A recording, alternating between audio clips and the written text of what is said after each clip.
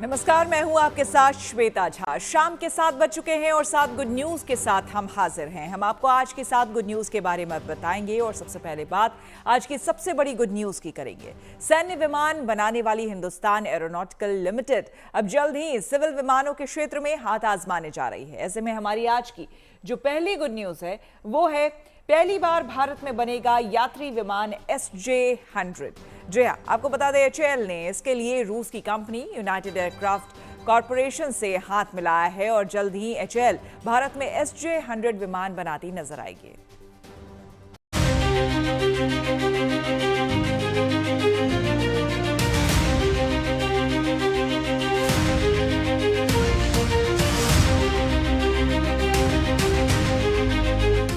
हिंदुस्तान में सेना के उपयोग में लाए जाने वाले विमानों को बनाने वाले हिंदुस्तान एरोनॉटिक्स लिमिटेड यानी HAL अब सिविल एविएशन के क्षेत्र में प्रवेश करने जा रहा है। HAL अब नागरिक उड़ानों के लिए छोटे जेट बनाने जा रहा है।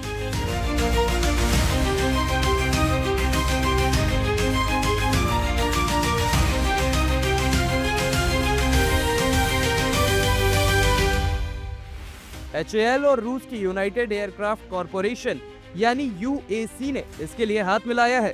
इस समझौते के तहत SJ-100 विमान के भारत में निर्माण और असेंबली के अधिकार HAL को मिले हैं। इससे भारत की मेक इन इंडिया पहल को ताकत मिलेगी।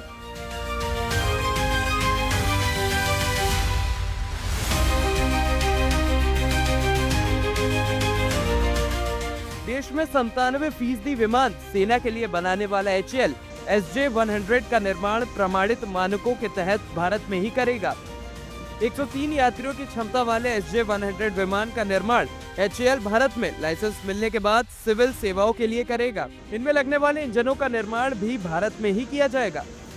भारत और रूस अब भारत के लिए सिविल एविएशन सेक्टर में सुपर जेट 100 यानी SJ-100 एयरक्राफ्ट बनाएंगे, जो 103 पैसेंजर्स की कैपेसिटी वाला एक खास तरह का एयरक्राफ्ट है, जिसे UAC यानी रशिया की वो एविएशन कंपनी जो एरो डिफेंस कंपनी है, जो सू सीरीज के जो क्राफ्ट होते हैं वो बनाती है। आप देख सकते हैं कि यहाँ पर विंग्स इंडिया में जो एशिया का सबसे बड़ा सिविल एविएशन इवेंट है, वहाँ पर SJ-100 आया है। ये पहला ऐसा विमान है जो भारत आया है, HAL इसे लेकर आया है। SJ-100 एक आधुनिक टर्बोजेट विमान है और ये 6 घंटे तक 3500 किलोमीटर प्रति घंटा की रफ्तार से उड़ान भर सकता है। इस विमान को भारत में हैदराबाद में चल रहे सिविल एविएशन प्रदर्शनी में प्रस्तुत किया गया है। HAL अब सैन्य विमानों तक सीमित न रहकर नागरिक विमान क्षेत्र में भी अपनी मौजूदगी मजबूत करने की दिशा में आगे बढ़ रही है। SJ-100 एकदम मॉडर्न एयरक्राफ्ट है, टर्बोजेट है और आप देखेंगे कि इसका बहुत बढ़िया ग्लास कॉकपिट है। 3500 किलोमीटर उड़ सकता है, करीब 6 घंटे तक उड़ सकता है। तो हम देखते हैं कि जो शॉर्ट हॉल फ्लाइट्स है उसमें इसका बहुत अच्छा फिट होगा। 103 पैसेंजर उड़ सकते हैं।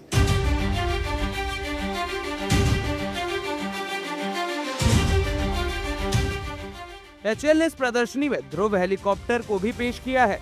इस हेलीकॉप्टर में इसके दोनों इंजन अधिक शक्तिशाली हैं और ये आपस में संपर्क रखते हैं, जिससे इसकी सुरक्षा बेहतर होती है। इसमें कांच का कॉकपिट कम दृश्यता में भी बेहतर प्रदर्शन और नियंत्रण प्रदान करता है। यहाँ पर आप देख रहे हैं कि किस तरह से ध्रुव न्यू जनरेशन यानी ध्रुव का एक बिल्कुल नया अवतार रखा गया है, जिसे HAL बना रहा है सिविल एविएशन के लिए। यानी ये हेलीकॉप्टर जो अब तक आप सिर्फ भारतीय सेना, भारतीय वायुसेना के साथ देखते थे, अब इसे एक नए अवतार में बनाया जा रहा है सिविल एविएशन के लिए। और पहली खेप में 10 हेलीकॉप्टर्स HAL बनाएगा, जिन्हें नागरिक उड्डयन के लिए इस्तेमाल किया जाएगा, VIPs के लिए, या जिस तरह से दूसरे हेलीकॉप्टर्स अभी इस्तेमाल होते हैं टूरिज्म पर्पसेस के लिए। ध्रुव NG, जिसे अब तक सेना के लिए बनाया जा रहा था, उसको 3 संस्करणों में तैयार किया गया है, जिसमें 6 VIP सीट, 9 यात्रियों वाली सीट और पर्यटन उद्देश्यों के लिए 14 सीटों वाला विमान तैयार किया गया है। ग्लास कॉकपिट हेलीकॉप्टर का मेन सिस्टम है। उसमें पायलट को सारा सिस्टम का सारा इंफॉर्मेशन ग्लास कॉकपिट में आ जाता है और इसके अंदर जो नेविगेशन सिस्टम जो है इसको यूज करते हैं लोवेस्ट विजिबिलिटी में भी, अगर फॉग या रेन या क्लाउड्स या जो भी होगा, आप टेक ऑफ कर सकते हैं और एक जगह से दूसरे जगह जाके लैंडिंग कर सकते हैं अपने आप विदाउट ऑटो पायलट और ग्लास कॉकपिट कॉम्बिनेशन में। HAL के मुताबिक इस वित्तीय वर्ष में पहले 5 तेजस लड़ाकू विमान भारतीय वायुसेना को सौंपे जा सकते हैं, क्योंकि तेजस LCA Mk1A इंजन की डिलीवरी HAL को मिल चुकी है और ये भारतीय वायुसेना को सौंपे जाने के लिए तैयार हैं। Shivani Sharma, Hyderabad, good news today.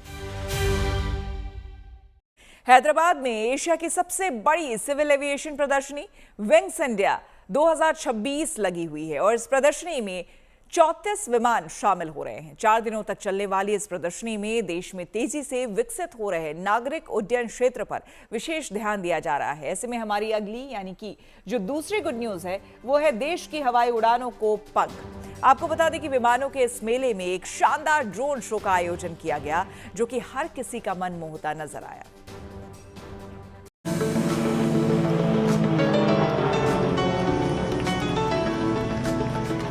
Telangana की राजधानी हैदराबाद के बेगमपेट में रंग बिरंगी लाइटों से सजा आसमान दरअसल एक एरोबेटिक शो का हिस्सा है। विमानों के इस मेले में हुआ ये शानदार ड्रोन शो हर किसी का मन मोहता नजर आया। दरअसल एशिया की सबसे बड़ी सिविल एविएशन प्रदर्शनी विंग्स इंडिया 2026 बेगमपेट में लगी हुई है, जिसमें 34 विमानों को प्रदर्शन के लिए रखा गया है। इसका आगाज 28 जनवरी को हुआ और ये प्रदर्शनी 31 जनवरी तक चलेगी। ऐसे में रात के वक्त हरे रंग की रोशनी से जगमगाते ड्रोन्स का ये जमावड़ा भी क्या खूब नजर आया, जो फिर नीले रंग में समाते हुए और भी गहरा होता चला गया। तभी एक आकृति ऊपर उठी। एक विमान की विंडो वाली आकृति के बीच से जगमगाता 4 मीनार और विमान नजर आया। जाहिर है हैदराबाद की ये शान ही अपने आप में निराली है। एक से बढ़कर एक दृश्य को ड्रोन्स के माध्यम से यहाँ उकेरा गया, जिसमें एक बड़ा सा एयरपोर्ट यानी ATC नजर आया।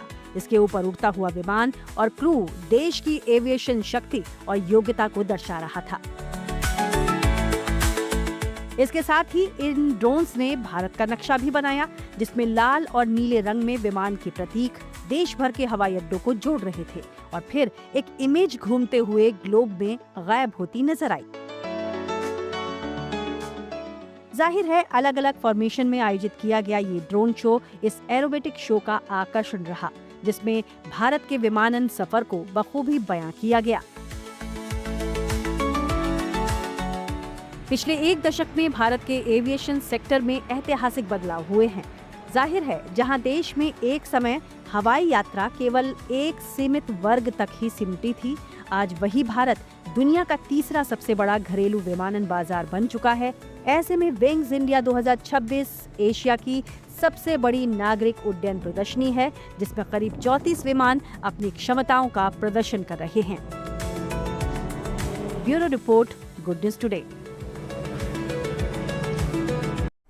उत्तर में पहाड़ों की ऊंची चोटियों तक सर्दियों की सबसे खूबसूरत तस्वीर देखने के लिए मिल रही है। कश्मीर से लेकर औली तक पहाड़ों ने बर्फ की चमकदार सफेद चादर ओढ़ ली है, जिसे देखने और एंजॉय करने के लिए भारी संख्या में सैलानी पहाड़ों का रुख कर रहे हैं। ऐसे में हमारी अगली यानी कि जो तीसरी गुड न्यूज है वो है देश के पहाड़ तो बर्फ हो गए। जी हाँ, आपको बता दें जम्मू कश्मीर के श्रीनगर, अनंतनाग और गुलमर्ग से लेकर हिमाचल के शिमला, मनाली तक हर तरफ बर्फ की मोटी चादर बिछी हुई है। चारों तरफ सफेदी ही सफेदी नजर आ रही है।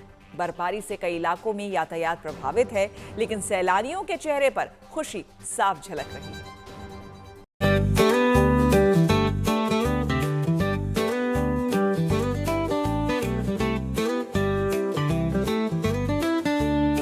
कश्मीर से लेकर केदार घाटी तक हिमयुग। ड्रोन से कैद हुआ घाटी का अद्भुत नजारा। भारी स्नोफॉल के बाद बहने लगी बर्फ की नदी। पहाड़ों पर इन दिनों एक अलग ही नजारा देखने के लिए मिल रहा है। भारी बर्फबारी ने पहाड़ों पर हिमयुग ला दिया है। कश्मीर से लेकर औली तक पहाड़ों ने बर्फ की सफेद चादर ओढ़ ली है। ऊंचे पहाड़, घने जंगल, सड़कें और घर, हर तरफ बर्फ की मोटी चादर बिछी है। कश्मीर की वादियों में ताजा बर्फबारी से नजारे किसी जन्नत से कम नहीं है। गुलमर्ग, सोनमर्ग और पहलगाम में बर्फ से ढके पहाड़ सैलानियों को अपनी ओर खींच रहे हैं। ठंड भले ही बढ़ गई हो, लेकिन वादियों की खूबसूरती ने सबका दिल जीत लिया है। पटनी टॉप में बर्फबारी के बाद नजारा पूरी तरह बदल चुका है। ऊंची पहाड़ियां, चीड़ के जंगल और खुली वादियां बर्फ की सफेद चादर में लिपटे नजर आ रहे हैं। उधमपुर से बड़ी संख्या में सैलानी पटनी टॉप पहुंच रहे हैं और बर्फ के बीच घूमने, फोटोग्राफी और स्नो गेम्स का लुत्फ उठा रहे हैं। हालांकि ठंड और फिसलन की वजह से प्रशासन ने यात्रियों से सावधानी बरतने की अपील की है, लेकिन इसके बावजूद सैलानियों का उत्साह कम नहीं हो रहा। मुझे पता चला कि यहाँ बहुत सारी बर्फ गिरी हुई, इसलिए मैं बर्फ की एंजॉय करने के लिए आया हूँ। तो पहली बार आज आया हूँ एंजॉय करने के लिए पथरी धाम। सारे मेरे 4-5 दोस्त हैं, सारे फुल एंजॉय करके आ रहा हूँ। मैं दिल्ली से आई हूँ अपनी फैमिली के साथ एंड हम यहाँ पे बहुत एंजॉय कर रहे हैं।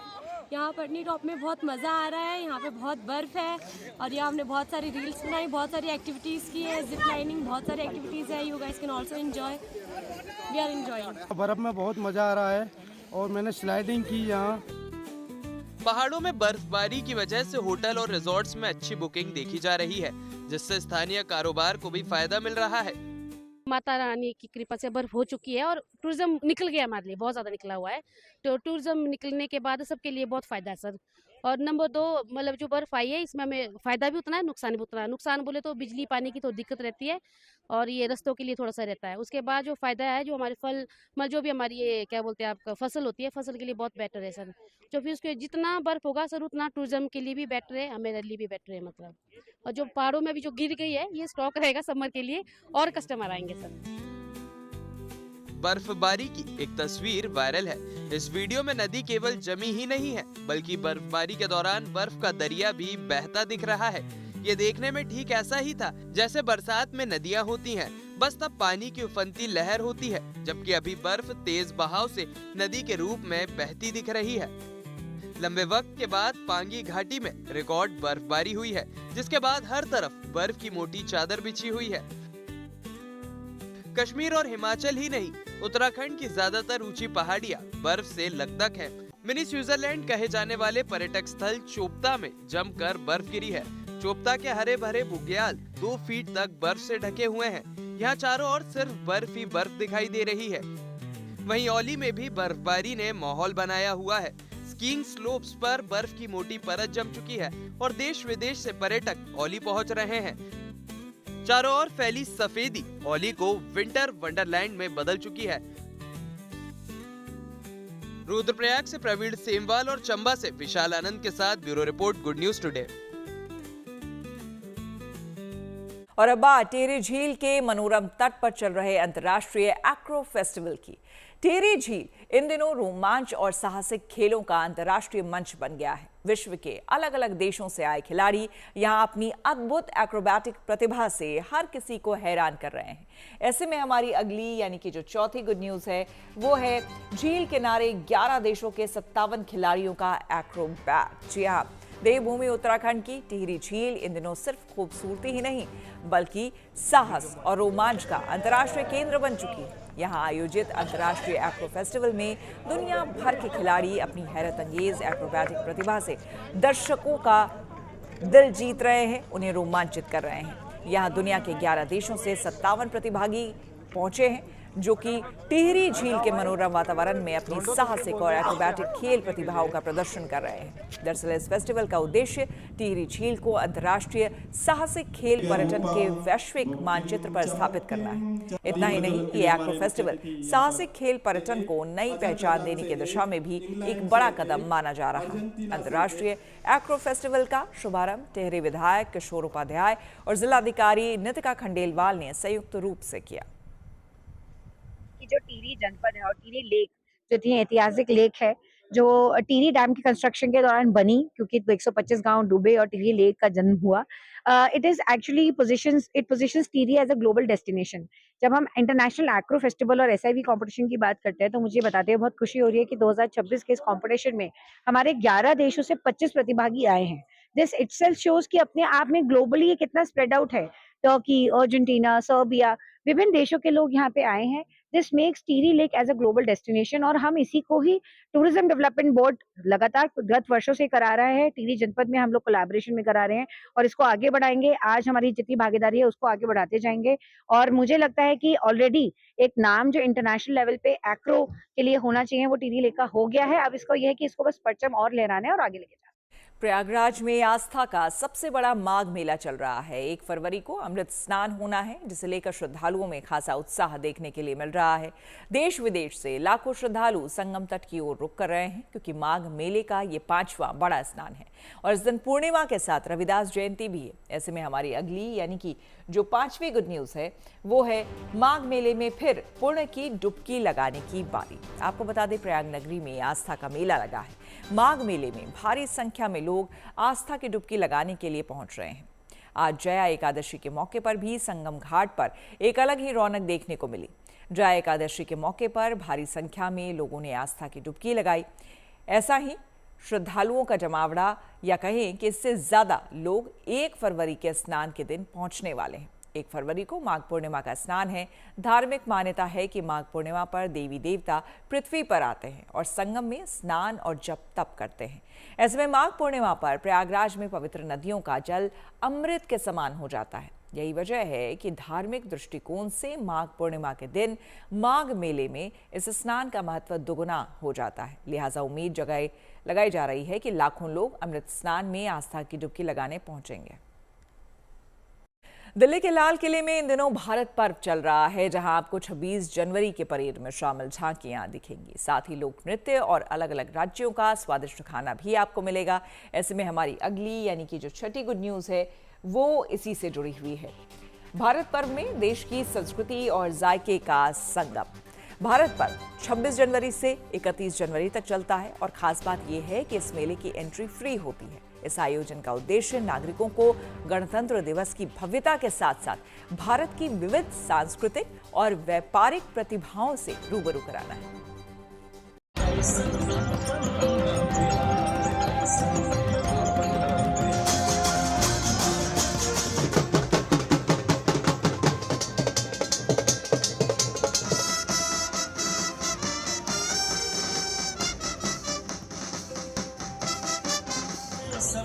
देश की राजधानी दिल्ली में भारत पर्व का भव्य आयोजन।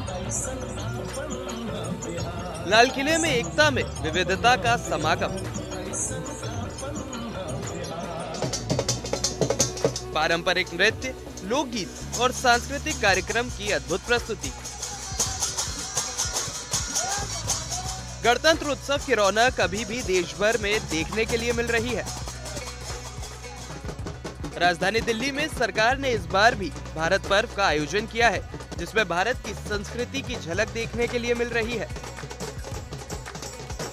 देश की सांस्कृतिक विरासत, स्वाद और शिल्प कला का भव्य संगम गणतंत्र दिवस की भव्यता के साथ साथ भारत की विविधता को करीब से देखने का मौका दे रहा है आपको भारत पर्व 2026। लाल किले के ठीक सामने स्थित लॉन और ज्ञान पथ पर आपको भारत की जितनी भी परंपरा है, सांस्कृतिक परंपरा और व्यापारिक चीजों से रूबरू होने का मौका आपको यहाँ पर मिलने वाला है। लाल किले के लॉन में 6 दिवसीय राष्ट्रीय सांस्कृतिक और पर्यटन महोत्सव के रंग देखने के लिए मिल रहे हैं। ये महोत्सव 26 जनवरी से शुरू होता है, जो 31 जनवरी तक चलता है। खास बात है, इस महोत्सव में देश के अलग अलग राज्यों से आए कलाकार अपने पारंपरिक नृत्य, लोकगीत और सांस्कृतिक प्रस्तुति पेश करते हैं। पर्व में रंगारंग संस्कृति की जो है भरमार आपको दिखने वाली है और वो किस तरीके से आप पीछे की तस्वीरें देख सकते हैं कि किस तरीके से जो यहाँ पर बैंड्स आए वो परफॉर्म कर रहे हैं और यहाँ पर अलग अलग राज्यों के और केंद्र शासित प्रदेशों की जो समूह है, जो लोक संगीत है, वो अपनी कला दिखाते हुए नजर आएंगे कि किस जरिए जो है वो भारत पर्व के जरिए भारत की आत्मा पर जो है राज कर रहे हैं। बात करेंगे इनसे, कहाँ से आए आप? हम बंचारी गाँव, पलवल डिस्ट्रिक्ट, हरियाणा से आए हैं। अच्छा है, अपना आप जो है लोक संगीत दिखा रहे हैं। ये फोक डांस, ये नगाड़ा है, नगाड़ा पार्टी बोलते हैं। इसे बंचारी गांव में ही है, दाऊ जी का मंदिर है। ये देश विदेशों में भी जा चुकी है ये पार्टी। भारत पर्व की एक और खासियत है, यहाँ वो झांकियाँ भी लगाई जाती हैं, जिनकी प्रस्तुति कर्तव्य पथ पर गणतंत्र दिवस के दिन होती है। यानी जो लोग गणतंत्र परेड की भव्य झांकियों को करीब से नहीं देख पाए, वो अब लाल किले में जाकर झांकियों को करीब से देखने का अनुभव ले सकते हैं। भारत पर्व का सबसे बड़ा आकर्षण है 41 गणतंत्र दिवस की झांकियां। जो झांकियां आप लोग परेड के समय, परेड के दौरान जो है वो नहीं देख पाए, वो अब आपको यहां पर देखने को मिल सकती है। और आप देख सकते हैं कि देश के अलग अलग राज्यों की और केंद्र शासित प्रदेशों की जो झांकियां हैं वो आपको यहां पर देखने को मिलेगी। किस तरीके से भारत की जो सांस्कृतिक विरासत है, परंपराएं हैं और विकास यात्रा को बेहद करीब से ये सभी झांकियां जो है वो प्रस्तुत करती है। और आप जो इस बार की जो सबसे मुख्य झांकी रही वो थी ऑपरेशन सिंदूर की झांकी। जो आप इधर मेरे पीछे तस्वीरें जो है वो आप देख सकते हैं कि किस तरीके से ये झांकी ने याद दिलाया भारत की उस बहादुरी को जो पिछले साल आतंकियों के खिलाफ जो है वो दिखाई गई थी। और इस मौके पर भारतीय रक्षा बलों ने ट्राई सर्विस झांकी भी दिखाई थी, जिसमें थीम थी ऑपरेशन सिंदूर और उसकी एकजुटता। भारत पर्व देश की एकता में विविधता की भावना को और मजबूत करता है, साथ ही लोगों को गणतंत्र दिवस के गौरवशाली क्षणों से फिर से जुड़ने का मौका भी देता है। अगर आप भी गणतंत्र दिवस के जश्न को भारत की संस्कृति, कला और स्वाद के साथ जीना चाहते हैं तो लाल किले में भारत पर्व आपका इंतजार कर रहा है। कैमरा पर्सन मनीष भिदुड़ी के साथ Manisha Ladda, Delhi, good news today. हर साल गणतंत्र दिवस के बाद 29 जनवरी को देश की राजधानी दिल्ली के विजय चौक पर भव्य मीटिंग रिट्रीट समारोह का आयोजन किया जाता है। राष्ट्रपति भवन के सामने रायसेना रोड पर होने वाला ये कार्यक्रम गणतंत्र दिवस उत्सव के औपचारिक समापन का प्रतीक माना जाता है। इस अवसर पर थल सेना, वायुसेना और नौसेना के बैंड पारंपरिक और देशभक्ति से ओतप्रोत धुनों के साथ मार्च करते हैं। ऐसे में हमारी 7वीं और आखिरी जो गुड न्यूज है वो इसी से जुड़ी हुई है। मीटिंग रिट्रीट में समृद्ध सैन्य विरासत का प्रदर्शन, 4 दिनों तक चलने वाले गणतंत्र दिवस आयोजनों का समापन मीटिंग रिट्रीट के साथ किया जाता है। इस खास मौके पर राष्ट्रपति भवन, विजय चौक, नॉर्थ ब्लॉक और साउथ ब्लॉक को आकर्षक रोशनी से सजाया जाता है, जिससे पूरा क्षेत्र बेहद मनमोहक दिखाई देता है। इसके साथ ही सेना के तीनों अंगों के बैंड देशभक्ति की धुन बजाते हैं। आइए आपको दिखाते हैं आज संपन्न हुए मीटिंग रिट्रीट की झलकियां।